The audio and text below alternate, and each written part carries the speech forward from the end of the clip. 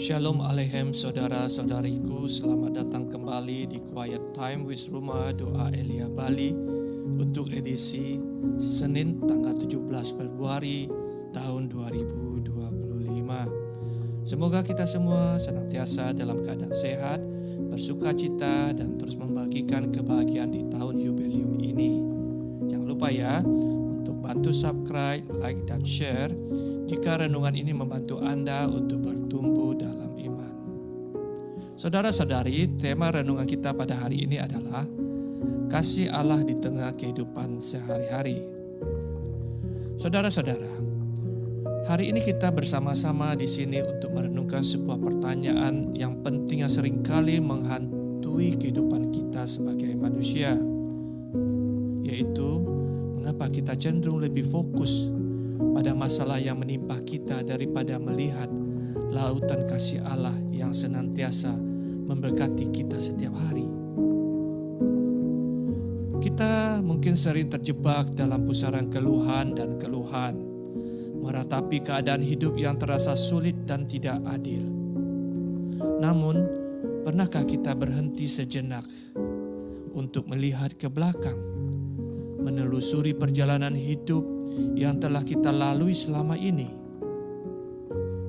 Bukankah kasih Allah itu selalu menyertai kita?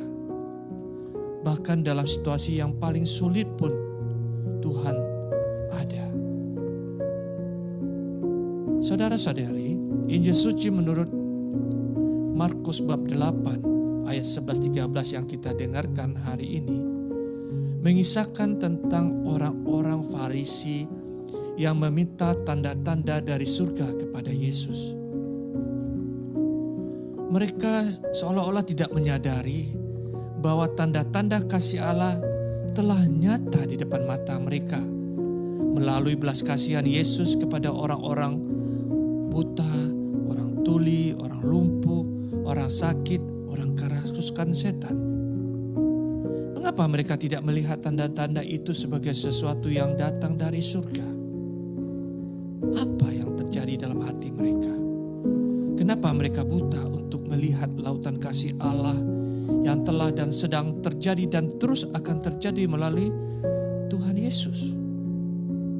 Saudara-saudari, rasa iri hati, rasa kebencian, kecurigaan, kesombongan adalah beberapa contoh hal yang dapat membutakan hati kita untuk menerima dan melihat tanda-tanda mujizat Tuhan yang sebenarnya terjadi setiap hari dalam hidup kita. Kita cenderung mengeluh karena iri hati terhadap orang lain yang terlihat lebih baik, lebih kaya, lebih pintar, lebih sukses. Namun kita lupa bahwa kita juga dilimpahi kasih Allah yang sama yang tak terhingga.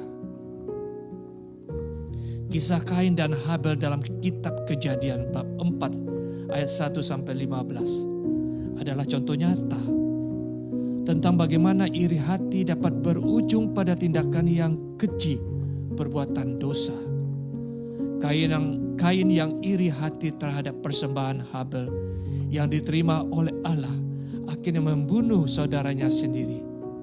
Namun kasih Allah tak terbatas, tetap memberikan kesempatan kepada Kain untuk bertobat dan berbalik arah kepadanya. Saudara-saudara, Allah telah memisahkan antara terang dan gelap dalam kisah penciptaan dunia. Tujuannya adalah agar kita manusia menyadari bahwa keselamatan itu hanya datang dari terang.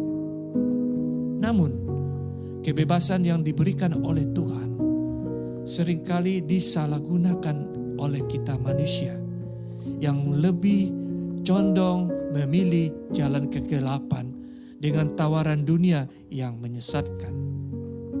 Godaan dunia terus berpacu seolah-olah tidak mau ketinggalan dengan kebaikan kasih Allah kepada umat manusia dengan tujuan agar manusia tetap jatuh dan jatuh dalam dosa. Penyadaran diri akan kehadiran Allah dalam diri Yesus sering terabaikan dan terlupakan. Kita sering membiarkan Yesus tertidur dalam hidup dalam diri kita. Kita asik menikmati cara hidup yang ditawarkan dunia. Ketika malapetaka datang, biasanya manusia baru menyadari akan kehadiran Tuhan. Tetapi itu pun dengan sikap yang mengomel, komplain pada Tuhan, yang seolah-olah membiarkan kesulitan-kesulitan itu datang dan Tuhan tidak hadir dan menolong kita. Oleh karena itu, saudara-saudari, marilah kita senantiasa bersyukur atas hidup yang telah diberikan oleh Allah kepada kita sebagai sebuah persembahan. Jadikanlah ajaran Tuhan dalam firman-Nya sebagai kompas yang membimbing langkah kita dalam ketaatan dan kesetiaan.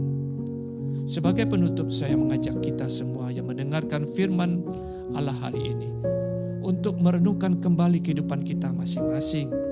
Apakah kita sering mengeluh atau kita bersyukur? Apakah kita lebih fokus pada masalah atau pada kasih Allah yang tak terbatas?